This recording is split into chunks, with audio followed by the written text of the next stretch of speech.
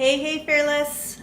Just wanted to stop in really quick. We are doing a little bit of a reno kind of ish, just a touch up really, on a property of ours. And so we just kind of came by to take a peek at stuff and wanted to show you a little trick that has saved us tons of issues over the years. So you know how it is when tenants touch up for you, and let me show you, and you end up with these lovely, hang on here, you can see it barely in the light though, like they tried to color match, but it's not quite, and I mean good effort and all, but there's now patches all over. So hey, here's a tip.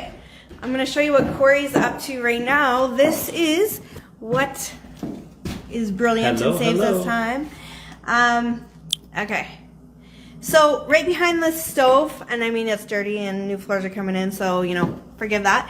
But right behind the stove is always a good place. You can grab a swatch. So you're just going to score with an X-Acto knife. You're going to score the drywall paper. Okay, it's just the paper.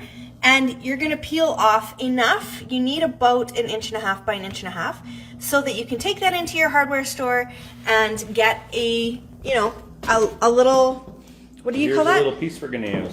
There you go. They're gonna color match it. They'll color match it with their little computer eye thingy, and it's a done deal. So super simple, right? But we never thought of it for so many years, and we'd always try to color match, and we'd be off, so we'd have to paint, everything, including re-cutting in. Right now, what we'll have to do when we get this paint color is they'll have to touch up, but they're going to be able to go, mostly to the top. They're not going to have to be super in depth. So another good spot for doing that is just on the inside of closets. So this is the closet, and on the inside bottom corner, right down there, is often a good place. The other place to get it, hang on here.